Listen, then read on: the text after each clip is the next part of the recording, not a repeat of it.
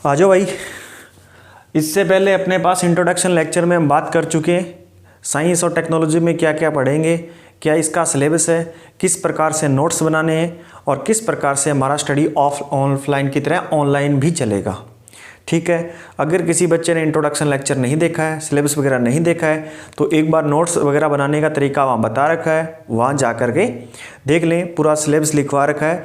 आज हम स्टार्ट करते हैं बायोलॉजी से।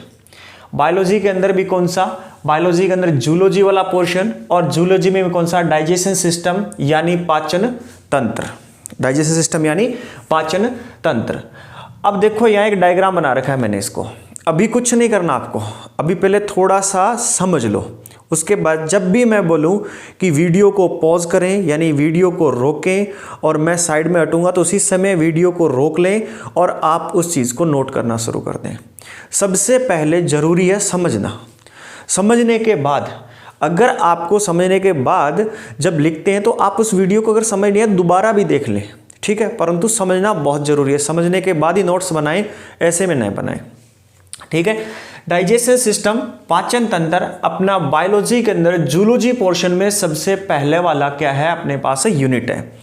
सबसे पहले मैं आपको इस डायग्राम से फैमिलियर करवाता हूँ, इसको एक्सप्लेन करता हूँ पूरे के पूरे डायग्राम को, क्या और क्या नहीं है। उसके बाद हम क्या करते हैं, पाचन तंत्र में पाचन की डेफिनेशन से स्टार्ट करते हैं और यहाँ से लेकर के यहाँ तक डीप स्टडी करेंगे, ठीक है।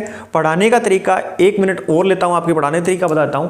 सबसे पहले मैं आपको यहां पे कोई चीज़ एक्सप्लेन किया करूंगा, उसके बाद एक्सप्लेन सिंपल जैसे कि डायग्राम को एक्सप्लेन किया, एक्सप्लेन करने के बाद एक एक चीज़ को दोबारा से मैं रिपीट किया करूंगा और उसके बाद यहाँ नोट करने के बाद जब मैं हटूं उसके बाद आपने नोट्स बनाने हैं फाइनल। पहले समझना जरूरी है। तो अपने पास ये क्या है, डाइजेशन सिस्टम का क्या है, यहाँ पर एक डायग्राम बना हुआ है।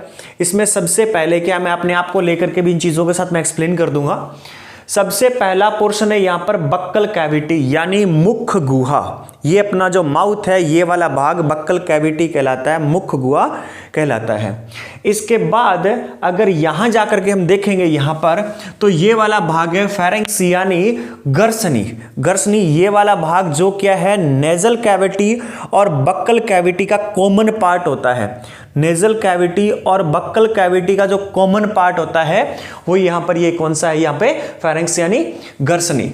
इसके बाद आगे जो यहां से लेकर के यहां तक का पार्ट है ये है ऑइसोफेगस ग्रास नली, यानी यहां से लेकर के यहां तक वाला पार्ट जो है ये क्या है, ऑइसोफेगस ग्रास नली है।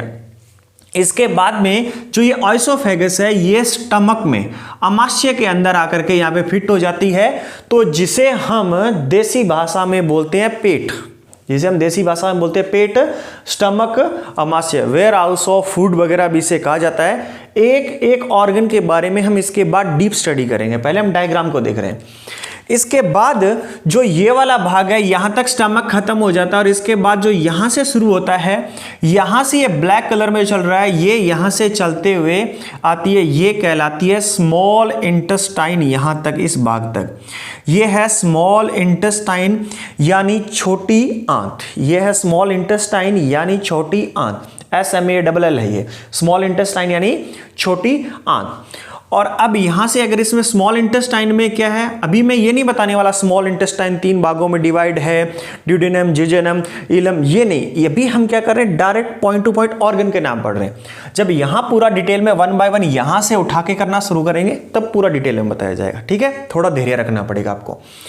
इसके बाद जो यहां पर ये इस प्रकार से निकला हुआ है, ये पत्ती के आकार का, ये है पैनक्रियाज। ये है पैनक्रियाज यानी अग्नाशय। ये है पैनक्रियाज यानी अग्नाशय। और जो यहां से यहां तक ये पाइप होती है इसे बोलते हैं पैनक्रिएटिक डक्ट यानी अग्नाशय नलिका। यानी क्या है, पैनक्रिएटिक डक्ट यानी अग्नाशय नलिका। अब देखिए पैनक्रियाज कुछ प्रकार अपना पैनक्रियाज जूस रिलीज करता है, एंजाइम वगैरह रिलीज करता है। तो वो क्या है, यहां से होकर के, यहां देख पा रहे होंगे आप लोग, वो यहां से होकर के इस प्रकार से किस में आकर के गिर जाएगा, स्मॉल इंटेस्टाइन में गिर जाता है। इस प्रकार से किस में आके गिर जाता है, ये स्मॉल इंटेस्टाइन में गिर जाता है। तो पैनक्रियाज से जो भी जूस रिलीज होंगे पैनक्रियाटिक डक्ट के द्वारा, किसमें, छोटी आंत में आकर के वो मिक्स हो जाएंगे, कौन से, ऊपर वाले भाग में। नाम है इसका ड्यूडेनम यानी ग्रहणी। आगे बात करेंगे जब डिटेल में, आगे जब यहां पे साइड में पढ़ाऊंगा तब इसको। अब इधर से देखिए, ये यहां पर है लीवर, ये यहां पर है लीवर यानी यकृत, ये यहां पर है लीवर यानी यकृत, और लीवर से यहां से जुड़ा हुआ है इसकी तरफ इधर आने पर जो ये जुड़ा हुआ भाग है ये है गॉल ब्लैडर। गॉल ब्लैडर यानी पित्ताशय, जिसमें पित्त रहता है। गॉल ब्लैडर पित्ताशय यानी जिसमें पित्त रहता है, जहां पर पित्त स्टोर होता है, जहां पर पित्त स्टोर होता है। ध्यान रखिए, यहां पित्त यानी बाइल जूस यहां बनता नहीं है, पित्तरस यहां बनता नहीं है। रिलीज किसके द्वारा होगा, लीवर के द्वारा होगा, यकृत के द्वारा होगा, और स्टोर कहां होगा, गॉल ब्लैडर में होगा, पित्ताशय में होगा। जो पित्त वगैरह की पथरी होती है वो यहां होती है, इसके अंदर गॉल ब्लैडर के अंदर, पित्ताशय में, जिसे बोलते हैं पित्त की पथरी।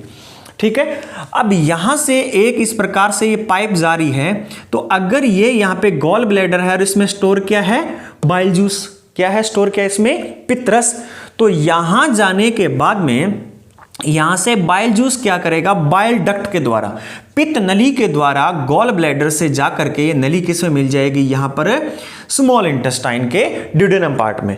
अब देखो ये डायग्राम बनाया गया, एक्चुअल में देखोगे तो होता क्या है, पीछे वाले भाग से जाकर के यहीं कहीं पे मिक्स हो जाती है, तो ये यहां से कॉमन होती है इस प्रकार से। परंतु हमें समझने के आधार पर, आपको समझाने के तरीके लिए, ताकि आप आसानी से समझ जाएं, उसके लिए इसको यहां बनाना पड़ा है। ठीक है, और जो ये कौन सी है, बाइल डक्ट है। इसके बाद यहां एक छोटा सा पार्ट यहां पर दिख रहा है, स्प्लीन यानी प्लीहा, और यहां इसके बाद आते हैं, जब ये हमने क्या है, ये कौन सी है, स्मॉल इंटेस्टाइन। जैसे इस पॉइंट पे स्मॉल इंटेस्टाइन खत्म हो जाती है तो यहां से लार्ज इंटेस्टाइन शुरू हो जाती है, यानी बड़ी आंत आरंभ हो जाती है। बड़ी आंत के अंदर ये जो इस प्रकार से एक्स्ट्रा निकला हुआ भाग है, ये है अपेंडिक्स प्रीशेषिका, प्रीशेषिका, अपेंडिक्स प्रीशेषिका, इसे वर्मीफॉर्म अपेंडिक्स भी बोलते हैं। ठीक है, तो एक चीज का अभी ध्यान रख लीजिए, अगर पूछे अपेंडिक्स या प्रीशेषिका किस हिस्से में होती है शरीर के, दाएं में या बाएं में, लेफ्ट में या राइट में, तो ध्यान रखिए राइट साइड में होती है हमेशा। कौन साइड में होती है, राइट साइड में होती है। तो एक क्वेश्चन क्लियर हो चुका है यहां से कि अपेंडिक्स लेफ्ट साइड में होती है, राइट साइड में होती है। तो अगर हम ऐसे खड़े होते हैं तो ये हमारा कौन सा हैंड है, राइट हैंड, ये कौन सा है, लेफ्ट हैंड, तो राइट साइड में अपेंडिक्स लगी होती है। इसके बाद ये यहां से जा रही है, ये भी क्या है, ये है लार्ज इंटेस्टाइन, बड़ी आंत। इस प्रकार से चलते हुए बड़ी आंत, यहां इसका एंड पॉइंट है एनएस यानी गुद्दा। तो अगर देखा जाए तो टोटल डाइजेस्टिव सिस्टम या पाचन तंत्र में कोई भी क्रिया होती है तो बक्कल कैविटी से लेकर के एनएस तक वो क्या है, काम करती रहती है। उसके बाद में वो वेस्टेज के रूप में रिलीज हो जाती है। अब अपने पास ये तो अपने देख लिया डायग्राम, हमने क्या देख लिया, इसे डायग्राम को देख लिया है। ठीक है, अब मैं क्या कर रहा हूं, सिर्फ आप क्या कीजिए, अपनी वीडियो को पॉज कीजिए यानी रोकिए, और जब आपका डायग्राम बन जाए तब इसको प्ले करना। तो जैसे ही आप डायग्राम को बनते जिसको प्ले करेंगे तो उसके बाद मैं आपको यहां पर फिर से दिखाई दूंगा। तो पहले एक बार आप इस डायग्राम को साफ साफ बना लें। ठीक है, कोई स्पेलिंग वगैरह में कोई अगर कोई दिक्कत आ रही है तो इसको अभी आपको क्या है, रफ पेंसिल से रख लें रफ, क्योंकि यही चीजें जब एक एक करके एक एक ऑर्गन समझाया जाएगा। बक्कल कैविटी पूरा डिटेल में हम बात करेंगे सबसे पहले, उसके बाद ग्रसनी, ग्रासनली, stomach, pancreas, liver, spleen, bile duct, bile जो हमारे पास गॉल ब्लैडर, स्मॉल इंटेस्टाइन और लार्ज इंटेस्टाइन, अपेंडिक्स, इन सबके बारे में डीप स्टडी करेंगे। अगर यहां आपसे छोटा दिखाई दे रहा है, उसकी वजह से अगर स्पेलिंग नहीं लिख पा रहे हैं तो आप एक काम करें, जब क्या है उसको रफ पेंसिल से लिख लें। जैसे ये चीजें अब जैसे स्टार्ट करूंगा तो मैं यहां लिखना शुरू करूंगा उन चीजों को। ठीक है, तो आप फटाफट डायग्राम को नोट कर लीजिए।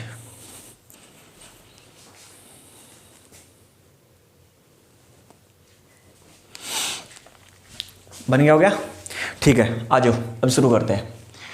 सबसे पहले क्या करते हैं, हम पाचन की डेफिनेशन पढ़ते हैं। सबसे पहले कि डाइजेस्टिव सिस्टम जो है इसके अंदर अपने पास क्या एक नाम आता है, पाचन।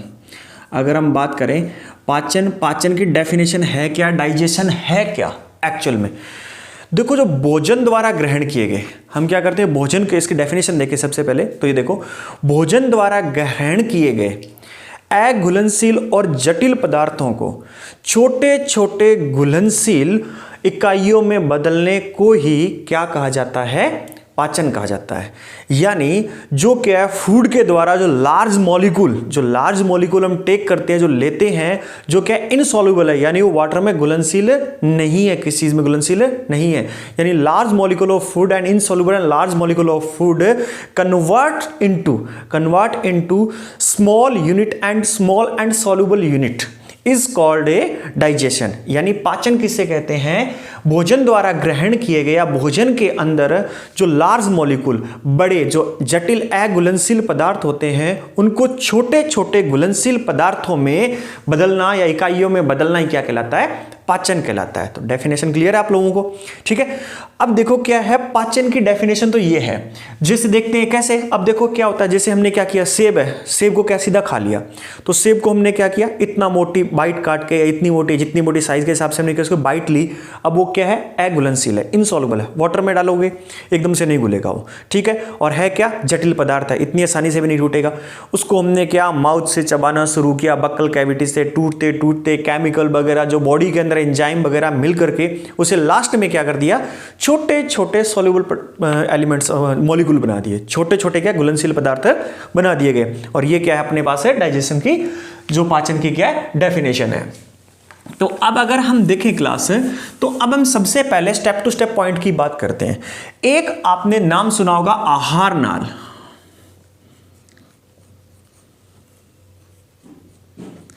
आहार नाल यानी एलिमेंट्री कैनाल।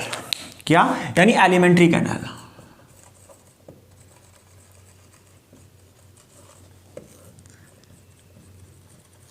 ये क्या? एलिमेंट्री कैनाल, जो कि आपने सुना होगा आहार नाल, एलिमेंट्री कैनाल, यार भाई, एलिमेंट्री कैनाल। अब आहार नाल क्या है? सबसे पहले क्या है जो हमने पढ़ा, आहार नाल क्या है, इसके बारे में बात करें, इसकी डेफिनेशन देखें तो भाई आहार नाल या एलिमेंट्री कैनाल की सीधी डेफिनेशन है, जो हमने भोजन ग्रहण किया है वो जहां जहां से होकर के जाएगा, जिस स्थान से होकर के जाता है, वो क्या कहलाएगा अपने पास से? एलिमेंट्री कैनाल का पार्ट कहलाएगा।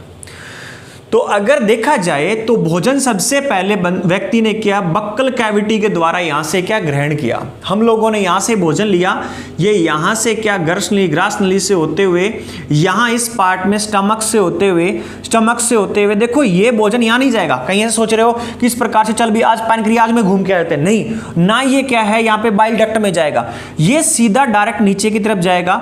यानी सबसे पहले बक्कल कैविटी में, फेरिंक्स घर्षणी में, फिर उसके बाद ओइसोफेगस में, उसके बाद स्टमक में, उसके बाद स्मॉल इंटेस्टाइन में। न कि पैनक्रियाज, लिवर, स्टमक, इन कुछ में नहीं है, किसमें? स्मॉल इंटेस्टाइन में। स्मॉल इंटेस्टाइन यानी छोटी आंत से होते हुए, जैसे छोटी आंत से होगा उसके बाद बड़ी आंत से होते हुए भोजन क्या है इधर से निकल जाएगा, एनस गुद्दा से क्या है रिलीज हो जाता है, बाहर निकल जाता है वेस्टेज मटेरियल के रूप में। तो खासकर ध्यान रखें बच्चों, कभी भी पैनक्रियाज में भोजन नहीं जाएगा, कभी भी इधर क्या बाइल डक्ट में नहीं जाएगा, कभी भी गॉल ब्लैडर में भोजन नहीं जाएगा, कभी भी लिवर में नहीं जाएगा। तो इनके काम क्या है सर? फिर है डाइजेशन, इनका बहुत बड़ा योगदान है। इनसे जूस आते हैं, यानी एंजाइम वगैरह यहां से आते हैं, और एंजाइम हार्मोन वगैरह, और क्या होते हैं यहां पर आकर के भोजन के साथ मिल जाते हैं। तो हम यहां से डेफिनेशन को क्लियर कर चुके हैं कि आहार नाल यानी जहां जहां से आहार गुजरे, यानी जहां जहां से भोजन गुजरे, वो पार्ट किसका है? एलिमेंट्री कैनाल का है। यस या नो है ना? बात क्लियर हुई? अब क्या है, एलिमेंट्री कैनाल का है, तो अगर आपसे यह पूछे कि आप पैनक्रियाज, क्या अग्नाशय एलिमेंट्री कैनाल का पार्ट है? नहीं है। क्या पैनक्रियाज या अग्नाशय एलिमेंट्री कैनाल या आहार नाल का अंग है? नहीं है। क्या लीवर है? नहीं है। क्या बाइल डक्ट है? नहीं है। क्या स्प्लीन है? नहीं है। क्या गॉल ब्लैडर है? नहीं है। क्या स्टमक है? हाँ जी है।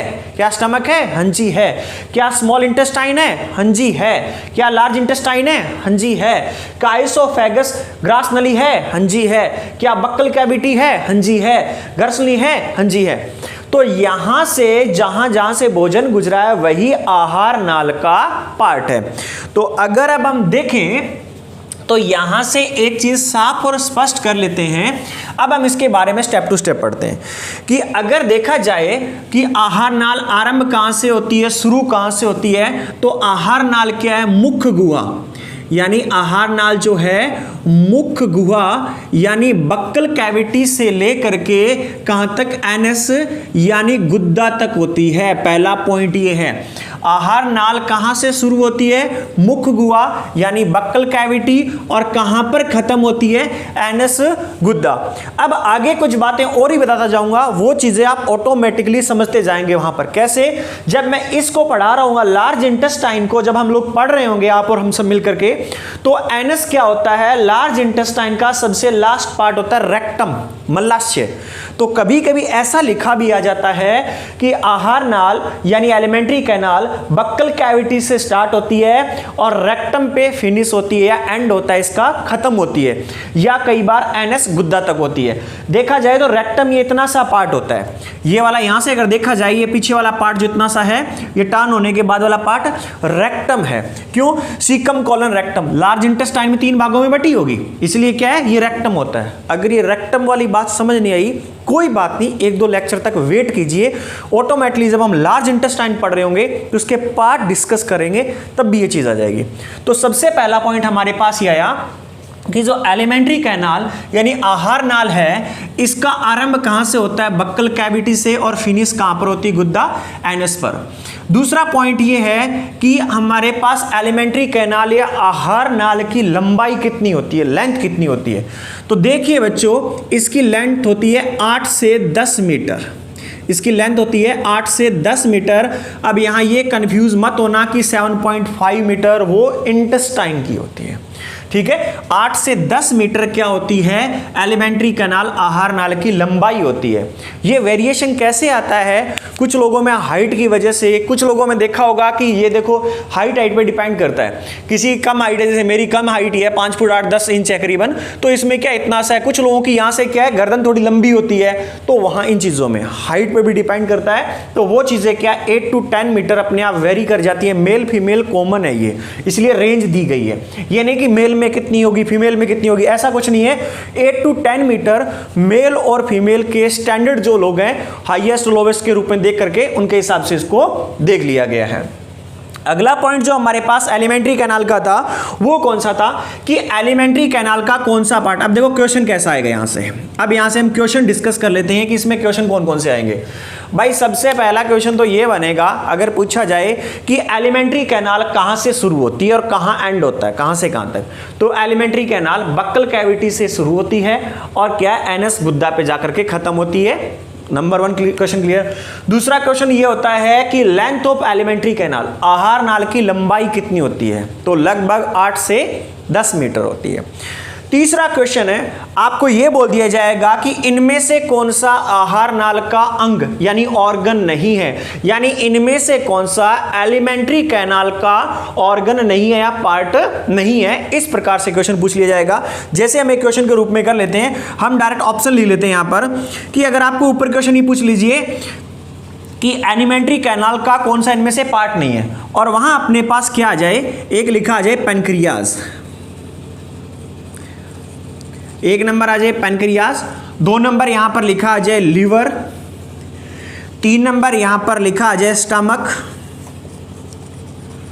4 नंबर हमारे पास यहां पर लिखा आ जाए स्मॉल इंटेस्टाइन। ये क्वेश्चन के रूप में लिख लेना आप लोग, नोट करते वक्त ना, जब नोट करोगे तो इस क्वेश्चन के रूप में लिख लेना कि क्या लिखना है। क्या लिखना है आपको, यहां ऊपर लिखना है इनमें से कौन सा हमारे पास एलिमेंट्री कैनाल का पार्ट नहीं है। वहां एक जगह लिख लेना पैनक्रियाज, अग्नाशय, लीवर, यकृत, स्टमक, आमाशय, स्मॉल इंटेस्टाइन क्या है, छोटी आंत। और इस क्वेश्चन के डायरेक्ट ऐसे आंसर इसमें तो 2 हो गए। अब कैसे अगर देखा जाए, जी हाँ, हम यहां से देखें कि पैनक्रियाज है जी, पैनक्रियाज भी नहीं है, आंसर ये हो गया। लीवर है जी, लीवर भी नहीं है, आंसर ये हो गया। सर ये 2 आंसर कैसे हो गए।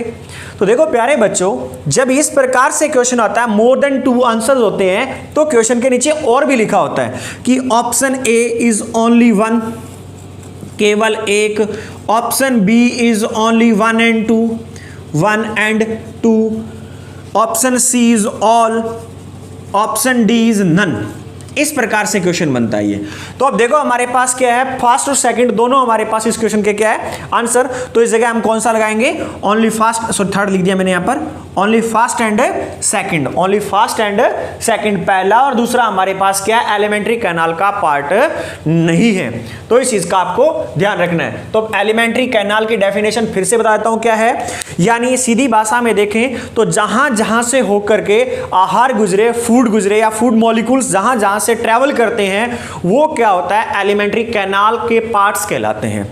तो फूड ट्रेवल कहां से करता है, बक्कल कैविटी, स्टमक, स्टमक के बाद में क्या है स्मॉल इंटेस्टाइन, स्मॉल इंटेस्टाइन के बाद में लार्ज इंटेस्टाइन। तो आपने लिख लेना है पार्ट्स ऑफ एलिमेंट्री कैनाल, यानी एलिमेंट्री कैनाल आहार नाल के अंग या भाग। अगर इसके भाग की बात की जाए कौन कौन से हैं तो इसके पार्ट कौन कौन से हमारे पास है अब आप समझ चुके हैं। तो इसको नोट्स बनाते हुए जरूर लिखना है। नंबर 1 लिखना है बक्कल कैविटी, इस प्रकार से कोमा में लिख लेना, buccal cavity, comma pharynx, comma oesophagus, comma stomach, comma small intestine, comma large intestine.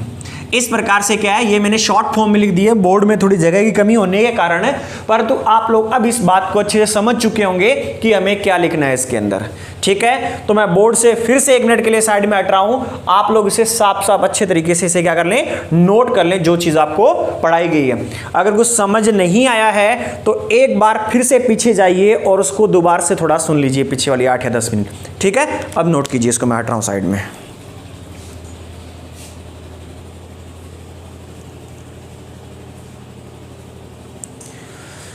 आ जाओ भाई, आगे देखते हैं। पहले बताता हूँ, थोड़ी बहुत आवाज़ आ रही होगी पीछे खटपट की, नीचे जनरेटर चल रहा है, लाइट जा रखी है। ठीक है, उसका थोड़ा सा एडजस्ट करना है यार। अब देखो क्या है हमारे पास, अब आपने वो लिख लिया होगा डाइजेशन की, जो पाचन है उसकी डेफिनेशन लिख ली होगी, एलिमेंट्री कैनाल उसके बारे में लिख लिया होगा। ठीक है, और समझ भी आ गया होगा, देख भी लिया। ठीक है, अब देखिए आगे। ड्यूरिंग डाइजेशन यानी पाचन के दौरान जो फूड या भोजन जो है वो किन किन स्टेजों से ट्रैवल करता है, कितनी स्टेजों से ट्रैवल करता है। तो ड्यूरिंग डाइजेशन जो है फूड ट्रैवल करता है 5 स्टेजेस से, यानी पाचन के दौरान भोजन 5 चरणों से गुजरता है। पाचन के दौरान भोजन कितने चरणों से गुजरता है, 5 चरणों से गुजरता है। 1 बाय 1 हम उस पर बात कर लेते हैं। ठीक है, फिर देखेंगे इस पे क्वेश्चन कैसा बनेगा, ध्यान से देखना। सबसे पहली जो स्टेज होती है वो होता है इंजेशन, यानी अंत ग्रहण करना, यानी भोजन को लेना या ग्रहण करना मुंह से बक्कल कैविटी के द्वारा जो हमने खाया है, ये क्या है, इंजेशन है, इसे क्या है, ग्रहण कर लिया गया फूड को। ठीक है, नंबर 1 स्टेज क्लियर हुई। नंबर 2 स्टेज होती है डाइजेशन। नंबर 2 स्टेज होती है डाइजेशन यानी पाचन। जो भोजन यहां से ग्रहण किया है व्यक्ति ने, इंजेशन, उसके बाद में उस भोजन का पाचन, वो पूरा का पूरा भोजन क्या है, पच जाए। पचने की जो स्टेज होती है वो ऑलमोस्ट भोजन जो है फुल एंड फाइनल जो है लास्ट स्टेज जो क्या है स्मॉल इंटेस्टाइन तक क्या है पच करके क्या है अब्जॉर्प्शन भी हो जाता है, अवशोषित भी हो जाता है। तीसरी स्टेज है अपने पास है अब्जॉर्प्शन यानी अवशोषण। अब देखो पहले हमने क्या किया, भोजन को खाया या भोजन को ग्रहण किया, उसके बाद में उसका पाचन हुआ, भोजन ग्रहण किया गया, उसके बाद में उसका पाचन हुआ, भोजन का पाचन होने के बाद अब्जॉर्प्शन क्या होता है।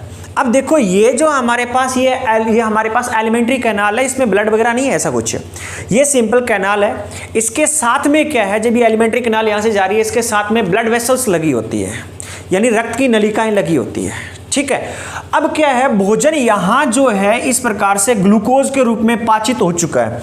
ग्लूकोज है, फैटी एसिड है, एमिनो एसिड है, इनके रूप में टूट करके पाचित हो चुका है, यानी भोजन का डाइजेशन हो चुका है। डाइजेशन के बाद वो क्या होता है, ब्लड के अंदर इस भोजन की एंट्री, भोजन खाना नहीं, इसमें जो ऊर्जा है ग्लूकोज के रूप में ऊर्जा मिली, जैसे कार्बोहाइड्रेट्स है किसमें पाचित हुआ, ग्लूकोज के रूप में फाइनल स्टेज है। फैट जो क्या है ग्लिसरॉल और फैटी एसिड में हुआ, यानी वसा किसमें, ग्लिसरॉल और वशीय अम्ल में कन्वर्ट हो गई, फाइनल जो पचना होता है उसका एनर्जी के रूप में जो बनती है चीज।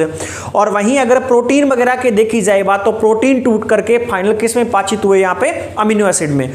तो ये सब चीजें क्या होती है, ब्लड के अंदर एंट्री कर जाती है। ब्लड के अंदर क्या है, एंट्री कर जाना, ब्लड अपने आप पास में क्या खींच लेता है। अब वो कैसे खींचता है, आगे जैसे ही हमारे पास टॉपिक आएगा एक्सक्रीटरी सिस्टम, उस दौरान हम इसकी बात करेंगे, और एक अपना एक्सोएंडोक्राइन आएगा, उसके अंदर और भी डिटेल में बात करेंगे। ठीक है। अगली स्टेज क्या है, जो भोजन पचाया था वो अवशोषित हो गया, यानी जो पचा हुआ भोजन है, जो पावर है, जो ऊर्जा है, वो ब्लड के अंदर चली गई, उसे बोलते हैं अब्जॉर्प्शन, अवशोषण। अगला पॉइंट है जेमिलेशन यानी स्वांगीकरण। तो ये क्या चीज है, तो देखिए बच्चों, जब क्या होता है कि हमें हमारी बॉडी में किसी एक पर्टिकुलर प्लेस पे, किसी एक क्या है निश्चित स्थान पर ऊर्जा की आवश्यकता होती है, तो वो ऊर्जा वहां जाकर के उस स्थान को मिल जाए, तो वो क्या होता है, स्वांगीकरण, अजेमिलेशन होता है। नहीं समझ आया, छोड़ो। हमने खाना खाया, पचाया, उसको अवशोषित किया। अवशोषित करने के बाद आज ये है कि अब क्या 5-6 घंटे हो गए, शाम का समय, जिम मारने जाना है, और आज अपना क्या है, बाइसेप्स वगैरह की मारने की, ट्राइसेप्स वगैरह मारने की एक्सरसाइज वगैरह करनी है हमें। तो बाइसेप्स वगैरह मारने के लिए हम इस प्रकार से ऐसे करेंगे, तो सबसे ज्यादा ऊर्जा की जरूरत कहाँ हो रही है हमें, इस पोर्शन में हो रही है सबसे ज्यादा ऊर्जा की। क्यों, यहां सबसे ज्यादा एक्सरसाइज हो रही है, तो यहां इस पोर्शन को सबसे ज्यादा ऊर्जा की जरूरत है। तो ब्लड में जहां जहां भी है और उसकी आवश्यकता के अनुसार, आवश्यकता के इस जगह की एक्सरसाइज की आवश्यकता के अनुसार जब यहां आकर के जितनी ऊर्जा चाहिए उतनी ऊर्जा उसे मिल जाएगी, उसे ही क्या कहेंगे, स्वांगीकरण कहेंगे। खाना खाया, ठीक है, पचाया, ठीक है, पूरे ब्लड में अवशोषित कर दिया, यानी ऊर्जा को पूरे ब्लड में डाल दिया, ठीक है। अब एजेमिलेशन, स्वांगीकरण क्या है, किसी एक पर्टिकुलर जगह को, अब मुझे इस प्रकार से क्या ट्राइसेप्स वगैरह की एक्सरसाइज करनी है, या मुझे दंड बैठक निकालनी है, तो थाइज वगैरह को एनर्जी चाहिए, तो वहां उस स्थान पर ऊर्जा पहुंच जाए, वो क्या कहलाती है, एजेमिलेशन कहलाती है। और नेक्स्ट जो हमारे पास क्या है, डेफिकेशन यानी मल त्याग, निष्कासन यानी भोजन का जो वेस्टेज मटेरियल है, भोजन पचने के बाद ऊर्जा जो थी ब्लड में चली गई, ग्लूकोज है, चाहे वो फैटी एसिड है, चाहे अमीनो एसिड है, ये टूट करके ब्लड में चले गए। कुछ चीज़ें क्या ब्लड में किस प्रकार से गई आगे बात करेंगे हम लोग।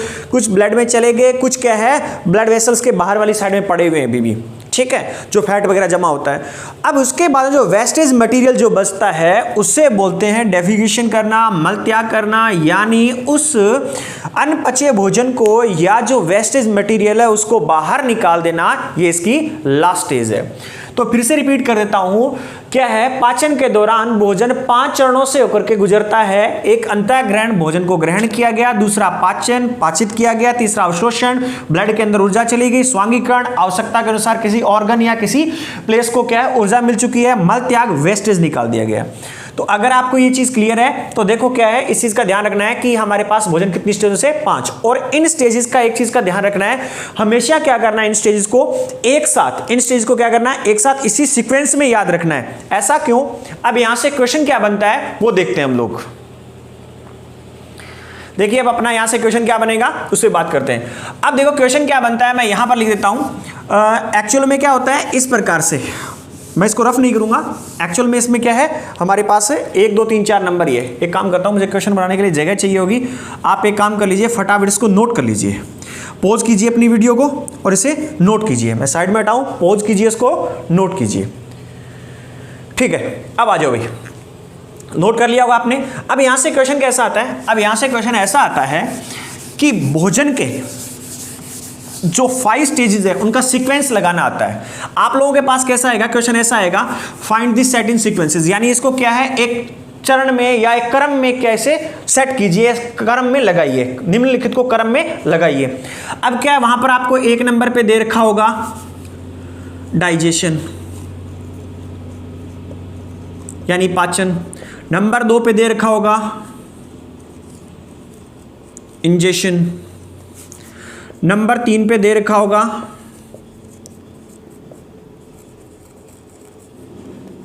एजेमिलेशन,